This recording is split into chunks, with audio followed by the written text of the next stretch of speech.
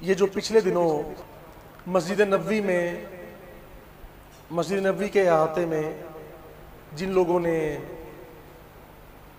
یہ سیاسی لوگوں کے بارے چور کے اور اس طرح کے کچھ الفاظ کہے، نعرے لگائے اونچی اونچی، تو اس کی ہم بھرپور مذمت کرتے ہیں۔ یہ عمل بالکل غلط ہے اور وہاں کی بے ادبی ہے اور بہت انتہائی بد اخلاقی ہے یہ عمل، اور جہالت پر مبنی ہے یہ والا عمل۔ کیونکہ جب اللہ کی محبوب کی بارگاہ میں ہوتے ہیں نا، تو وہاں جتنا مرضی کوئی کسی کا دشمن ہے، کوئی اختلافات ہیں، وہاں پر ان چیزوں سے مبرہ ہو کر جانا چاہیے۔ وہاں اپنی سیاست اور معاملات، اپنی دشمنیاں، اپنے اختلافات، مخالفتیں سب چھوڑ دینی چاہیے۔ تو آقا کی بارگاہ میں مسجد نبوی شریف میں یہ جو عمل کیا گیا، جنہوں نے بھی کیا یہ عمل، یہ انتہائی غلط ہے۔ ہم سب اس کی بھرپور مذمت کرتے ہیں اور اس عمل کو جہالت سمجھتے ہیں، اور جن لوگوں نے یہ عمل کیا ہے اللہ تعالیٰ ان کو بھی توبہ کی توفیق دے۔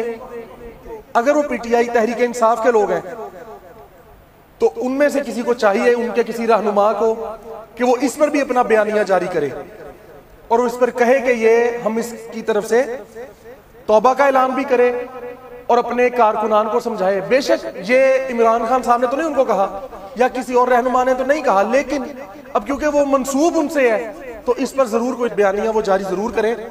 ہم سب اس کی بھرپور مذمت کرتے ہیں اور یہ عمل بالکل بد اخلاقی پر اور جہالت پر مبنی عمل ہے۔ اللہ تعالیٰ معاف فرمائے، اور حضور کے صدقے اللہ تعالیٰ اس امت مسلمہ کو معاف فرمائے گا، اور فرماتا ہے بے شک اہم ایشوز ہوں یا ملکی اور غیر ملکی شخصیات کی پریس کانفرنسز، ہر لمحہ باخبر رہنے کے لیے ہمارا یوٹیوب چینل سبسکرائب کریں۔ باوثوق ذرائع سے مصدقہ خبروں، تجزیوں اور تبصروں سے مستفید ہونے کے لیے ابھی ہماری ویب سائٹ کو وزٹ کیجیے۔ اس کے ساتھ ساتھ آپ ہمیں فیس بک پر لائک اور فالو بھی کر سکتے ہیں۔ اس کے علاوہ ہر ٹائم اوورسیز پاکستانیوں کے حالات اور مسائل کے حل کو جاننے کے لیے ہماری ایپ بھی ڈاؤن لوڈ کر سکتے ہیں۔